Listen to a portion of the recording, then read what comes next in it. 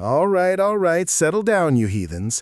So, Family Guy Season 23, Episode 12. You know when I looked at who directed this one, a certain name popped up that made me chuckle? Let's just say this director has a unique approach to pacing. It's like they asked an AI to write a script and then told it to take a nap halfway through. We're talking about someone whose filmography is a wild ride, a roller coaster where half the loops are just going in circles. They've got those flashes of brilliance, sure, but then there are moments where you're just staring at the screen asking, is this it? Is this the big payoff? And then, bam, a perfectly timed fart joke or a callback that makes you question your life choices. It's a real mixed bag. And honestly, that's what we're here to dissect. This episode, it feels like a perfect storm of that director's idiosyncrasies. We've got stories that meander, jokes that land with the force of a deflated balloon, and then, out of nowhere, a genuinely clever bit that makes you forgive them for the previous 20 minutes of confusion. But the craziest part? By the end, despite all the questionable choices, there's this undeniable, almost perverse satisfaction. It's like eating a questionable street hot dog. You know it's a bad idea, but you kind of want to see how it ends. And trust me, the ending of this one, it's a doozy. Make sure you stick around because we're going to uncover some stuff that'll make you rethink everything you thought you knew about Brian Griffin and, well, just about everything else. And hey, if you're enjoying this deep dive and don't want to miss out on future breakdowns of your favorite adult animation, do me a favor and smash that subscribe button. It really helps us keep the lights on and the snark flowing. And frankly, the algorithm gods demand tribute. This episode, at its core, is a playground for all the things Family Guy does best, and sometimes all the things it does not so best. We've got Brian in a classic doggy predicament, Chris trying to find his place, and Peter, well, Peter is just Peter. On the surface, it's a pretty straightforward romp. Brian's getting on everyone's nerves with his incessant barking, leading to a hilarious yet deeply unfair punishment. Meanwhile, Chris's health concerns become a catalyst for Peter to push him into sports, leading to a surprisingly touching and equally ridiculous journey. These two storylines could have felt completely disconnected, like two strangers awkwardly sharing an elevator. But somehow, the writers managed to tie them together with a surprisingly sturdy, if slightly grubby thread. It's not always seamless, mind you. There are moments where you feel like you've been dropped into a B-plot without any context, or where the A-plot just stops for a beat to let a side character have a moment that doesn't really go anywhere. But underneath the surface-level silliness, there's a bit of a commentary on expectations, on the lengths we go to control those we care about, and on the sometimes absurd ways we try to fix problems. Is it a profound philosophical treatise? Absolutely not. It's Family Guy. But it's got more on its mind than just gratuitous cutaways, and that's worth acknowledging. Visually, the episode plays it pretty safe, which is actually a good thing given how chaotic some of the plots get. There aren't any huge animation risks taken here, but the pacing, while sometimes uneven, does allow for some of the gags to breathe, and occasionally to punch harder. When things feel rushed, it's usually because the jokes are coming thick and fast, and when they drag, it's because a character is being, well, characteristically themselves. Overall, I'd say this episode lands somewhere in the solid but not spectacular territory. It's got enough laughs to keep you entertained, and enough weirdness to make you think, yeah, that's Family Guy.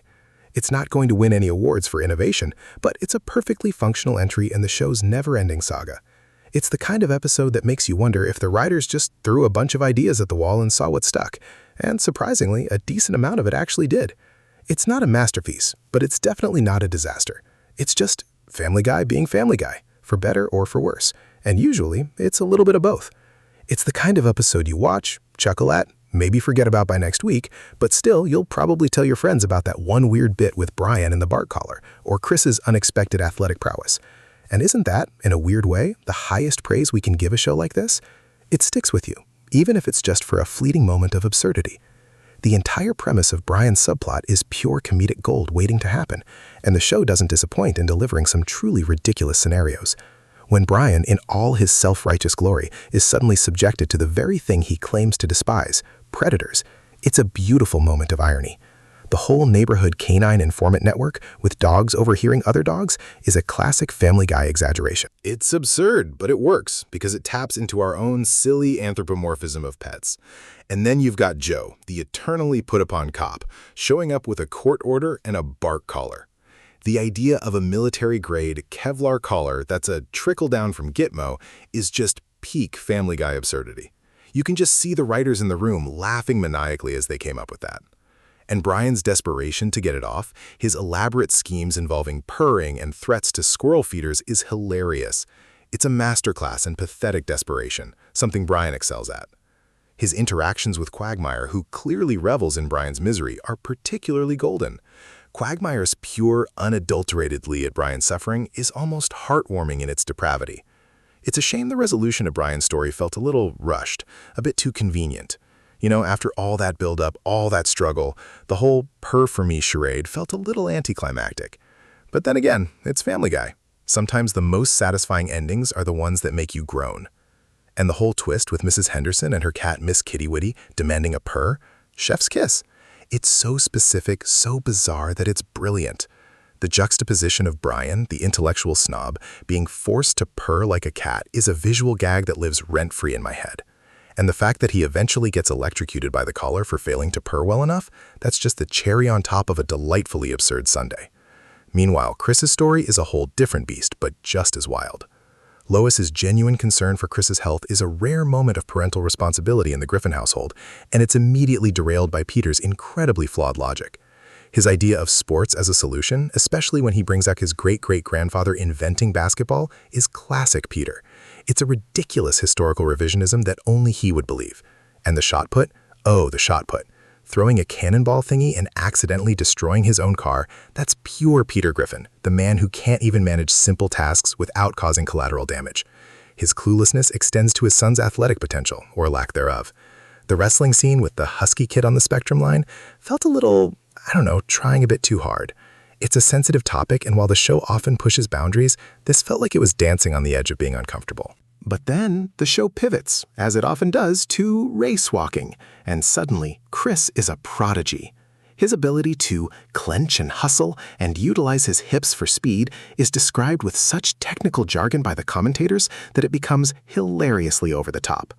The idea that he's a natural speed walker with form unlike any I've ever seen is peak Family Guy hyperbole. And the sad commentary from the baseball announcers about their careers dwindling while a teenager speed walks is a nice touch, a subtle jab at the fleeting nature of fame and the desperation to stay relevant. The whole subplot with Rebecca, the foster daughter Peter immediately adopts to replace Chris's perceived failure, is where Peter's character truly shines in all its self-absorbed, idiotic glory. He's so quick to move on, to find a new project, that it's both appalling and hilarious. And the fact that Rebecca ends up leaving him for her tattoo artist and taking his credit cards, that's just karma in its purest, most painful form. It's a perfect encapsulation of Peter's flawed approach to life. He jumps into things headfirst without thinking, usually with disastrous results, and then blames everyone else. The episode does a decent job of threading these narratives together, especially in the final act. Peter's interference in Chris's life, Brian's misery, and the general chaos of the Griffin household all collide in a way that feels earned, if a little chaotic. The show excels at these interwoven storylines where characters' personal struggles intersect in unexpected ways, and this episode is no exception. It's a testament to the writer's ability to juggle multiple plots and still deliver a somewhat coherent, albeit bizarre, story. There are so many moments in this episode that just scream Family Guy, but a few really stand out. The initial setup with Brian trying to stop coyotes is classic, taking a mundane fear and blowing it up into a neighborhood-wide panic orchestrated by our favorite dog. The idea that he heard it from a dog, who heard it from a dog, who heard it from another dog, is such a ridiculous chain of information that it's perfect. It's that escalation of absurdity that the show thrives on. Then, the arrival of Joe with the bark collar. This is where the episode really kicks into high gear. The description of the collar as military-grade, Kevlar, and a trickle-down from Gitmo is just chef's kiss. It's so specific, so over-the-top that you can't help but laugh. And Brian's immediate, pathetic attempts to escape it, trying to convince Joe he's reformed before he's even had a chance to bark, is just peak Brian. He's so convinced of his own importance and his own brilliance, even when he's clearly in the wrong. When Joe pulls out the flyer for his one-man show, Joe Commotive, The Laughs Have Left the Station, it's a brilliant meta-joke. The fact that Brian, who is being punished for his barking, is now looking at a flyer for Joe's terrible comedy act is just perfect. It's like the universe is saying, "You think you're suffering?" And the price, $5 a tick, is just sad. It's the kind of detail that makes the world feel real, even when it's utterly insane. The way Brian tries to get the collar off by making Mrs. Henderson's cat purr is a stroke of genius in its sheer desperation. He's willing to debase himself completely to become a human cat impersonator just to avoid a little electrocution. The dialogue around it, the back and forth with Mrs. Henderson, and the ultimate failure to impress the cat is a masterclass in comedic timing and character degradation. It's the kind of scene that makes you root for Brian, even though you know he's kind of a jerk. And then there's Chris's foray into sports. Peter's insistence that Chris needs to lose weight and his completely insane methods are a highlight. The shot-put scene where Chris accidentally throws the cannonball and demolishes Peter's car is a visual gag that's both shocking and hilarious. It's the kind of destructive stupidity that Peter embodies, and the fact that it's his car that gets destroyed makes it even funnier. His immediate reaction, blaming someone else or just shrugging it off, is classic. The wrestling scene with Chris being introduced as the Griffinator is another moment of unexpected absurdity. His reasoning for only being into wrestling as a husky kid on the spectrum is a bit of a blunt instrument, but it lands because it's so specific. The fact that the other character, who is clearly an adult, shares a similar, if more eccentric, justification makes it even weirder and funnier. It's those unexpected connections, those shared moments of oddity that make Family Guy work. When Chris discovers he's a natural race walker, it's a brilliant subversion of expectations. The commentator's detailed analysis of his technique, describing his hip movements and clench and hustle with such seriousness, is pure satire. They're treating race walking like it's the Olympics, which makes Chris's effortless success even more ridiculous. And the visual of him speeding past everyone, desperately needing a bathroom break, is a great visual gag. The whole subplot with Rebecca, Peter's foster daughter who he adopts and then immediately loses, is a masterclass in Peter's short attention span and utter lack of responsibility. The speed at which he moves from concerned father figure to desperate to offload this burden is astounding. And her leaving him for her tattoo artist, taking his credit cards, and him selling their condo at a loss? That's a whole sitcom arc condensed into a few minutes, and it perfectly sums up Peter's chaotic approach to life. The final scene with Brian finally getting the collar off, only to be faced with another absurd demand from Mrs. Henderson, is a perfect cyclical ending. It shows that even when you think you've escaped one ridiculous situation, another one is waiting just around the corner. The episode, for all its flaws, delivers on its promise of absurdity. It's a testament to the show's ability to consistently mine humor from the most unexpected places, even if the execution isn't always perfect. The character heat check is where we really dig into who's shining and who's just there. Let's start with Brian. In this episode, he's the classic self-righteous Brian. He's got a problem with predators, which in his mind are clearly lesser beings, and then he becomes the victim of a similar kind of control. His desperation to get rid of that bark collar is frankly hilarious. He's so pathetic when he's trying to purr for Mrs. Henderson's cat. It's a performance of utter degradation, and honestly, it's one of his better moments in recent memory. He's used well here, his character flaws driving the main plot, and it shows that even after all these years, they can still find ways to put him in ridiculous, humbling situations. It definitely doesn't change how I see him as a character, but it solidifies his role as the show's resident intellectual snob who constantly gets brought down to earth. Stewie, on the other hand, is barely a factor here. He shows up briefly to taunt Brian about the collar, and that's about it. It feels like a missed opportunity. He could have been involved in Brian's schemes to escape the collar, or even been the one who inadvertently caused the coyote panic in the first place. He's just filling space, which is a shame because he's usually one of the show's strongest assets. Peter, of course, is Peter. His storyline with Chris is his usual brand of well-intentioned but catastrophically executed parenting. He genuinely thinks he's helping Chris by pushing him into sports, but his methods are pure Peter. Destroying his car with a shot put, adopting a foster kid and losing her, it's all textbook Peter. He's not evolving, but he's consistently embodying the show's chaotic heart. He's used effectively as the catalyst for Chris's plot, and his actions, however idiotic, drive the narrative forward. Lois is mostly a concerned mom here, though she's sidelined by Peter's interference. Her moment of being excluded from Chris's walk with Bonnie and Donna is a nice touch, showing her frustration at being left out of her own son's life, even if it's for a ridiculous reason. She's used well enough, her reactions grounding the absurdity of Peter's actions. Chris, surprisingly, has a pretty good episode. He's given a genuine arc, from being concerned about his health to discovering an unexpected talent in race walking. It's a bit of a silly arc, but it allows for some good character moments and, of course, more absurd commentary. His transformation into a race-walking prodigy is fun, and the show treats it with just enough seriousness to make it funny. It also sets up future possibilities for him, perhaps leaning into this newfound athletic ability, though knowing this show, it'll probably be forgotten by next week. Meg is barely present, a few throwaway lines that remind us she's still around. It's a shame, as she often has some of the funniest material, but here she's just background noise. She's not used well at all, just there to provide a quick eye roll or two. Quagmire's role is mostly to torment Brian, and he does it with gusto. His enjoyment of Brian's suffering is a classic Quagmire move, and it adds a nice layer of antagonistic fun to Brian's plot. He's used effectively as a foil for Brian. Joe's role is pretty straightforward. He's the cop who has to deal with Brian's noise problem and then dole out the punishment. His one-man show flyer is a great little Easter egg, a reminder of his failed comedy aspirations. He's used well as the enforcer of the plot's central conflict. Mrs. Henderson and her cat are, frankly, the scene stealers of Brian's subplot. Her demands are so specific and bizarre that they elevate the whole thing. She's used sparingly, but effectively. The whole episode really puts Brian and Chris in the spotlight, with most other characters either supporting their arcs or being relegated to brief cameos.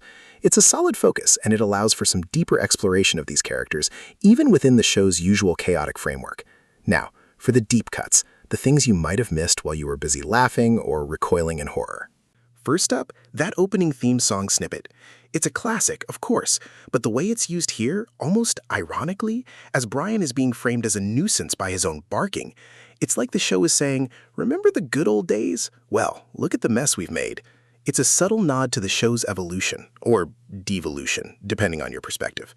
Next, when Joe is handing Brian the court order, he pulls out that flyer for his one-man show. Jokomotive, the laughs have left the station.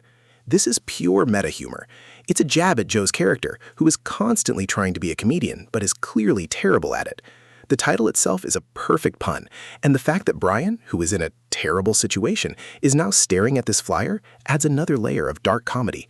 It's a reference to his consistent comedic failures that's woven into the plot. Then there's the whole Italian names are stupid gag.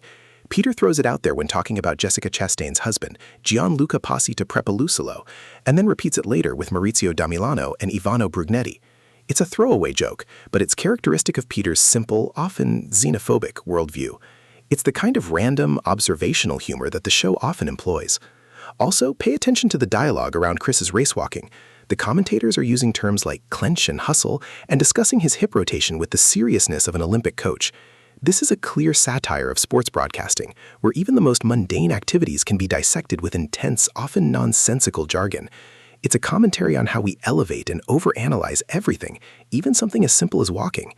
And finally, the mention of Officer 3-Wide. When Bonnie mentions not wanting to dishonor his memory by walking 2 and 2, it's a classic Family Guy callback. This is a deep cut for hardcore fans, referencing a minor character from a previous episode who died in a freeway accident. It adds a layer of continuity and a dark comedic twist to Bonnie's excuse for not wanting to walk with Lois. It's these little details, these nods to past events and characters that really reward longtime viewers. It shows the writers are paying attention, even if it's just a sprinkle in a joke that only a few people will get. It's a little wink from the show to its dedicated audience, a reminder that they're all in this bizarre universe together, and that even the smallest details can come back around. Okay. Let's talk about some choices the writers made that, frankly, I think they could have handled a little better. First off, Brian's entire bark color situation. It's funny, sure, the idea of him being punished for barking and then forced to purr, but the resolution felt too easy. He's begging, he's degrading himself, he's doing a cat impression, and then poof, Mrs. Henderson says no, and he's still stuck. Then, out of nowhere, she's satisfied.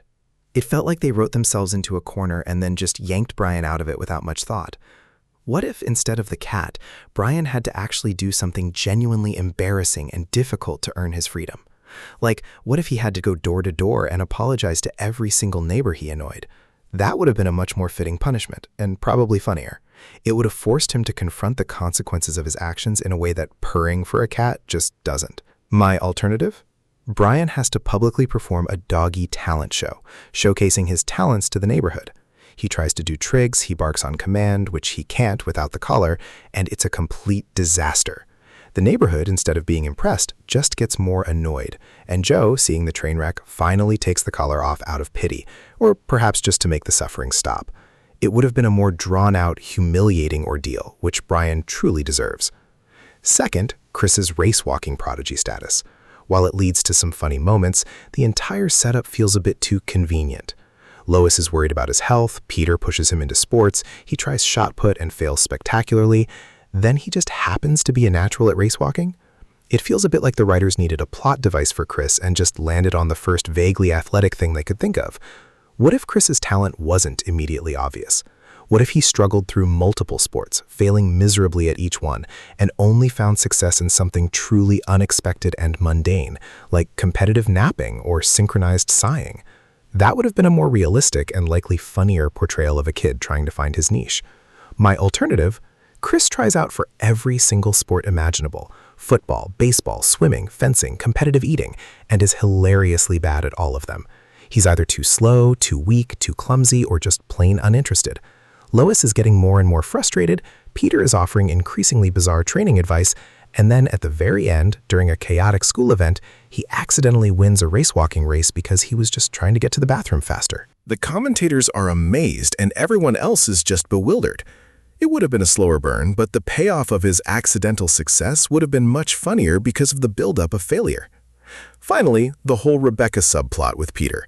He finds a foster kid, immediately gets attached to the idea of having a new project, and then she leaves him for her tattoo artist, taking his credit cards. It's a classic Peter maneuver: impulsive, short-sighted, and ultimately disastrous. But the resolution, selling the condo at a loss, feels a bit rushed. It's just done.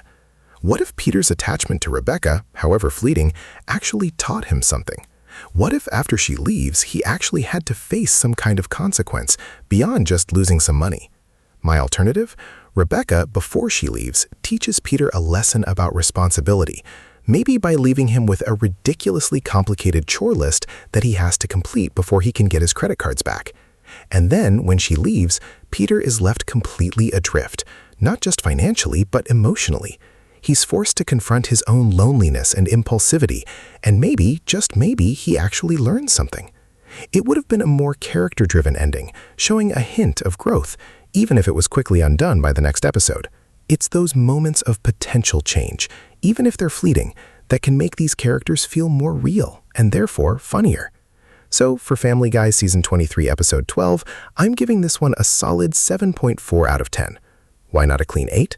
Well, the pacing in Brian's subplot felt a little too neat, and Chris's athletic discovery was a bit too convenient. The 0.4 comes from the sheer audacity of the purring for a cat scene and the genius of Joe's comedy flyer. This episode is definitely for the longtime fans, the ones who appreciate the show's deep cuts and its willingness to put its characters through the ringer. New viewers might be a bit lost with some of the callbacks and the sheer randomness of it all. To push this score higher, they needed to make Brian's escape from the Bart collar more of a grind, a genuine ordeal that showed him the error of his ways. And Chris's journey to athleticism could have been a longer, more arduous, and ultimately funnier struggle. What would have pushed it to an 8.1? A more satisfying character-building conclusion to Peter's Rebecca subplot, showing some actual, albeit minor, growth. As we wrap this up, it's clear that the director's penchant for meandering plots and bizarre creative choices, which we opened with, is on full display here. The episode is a perfect encapsulation of that chaotic, sometimes brilliant, sometimes baffling filmmaking style. It's a testament to Family Guy's enduring ability to deliver on its promise of absurdity, even when it's stumbling a bit on its own feet. And that, in its own weird way, is why we keep watching.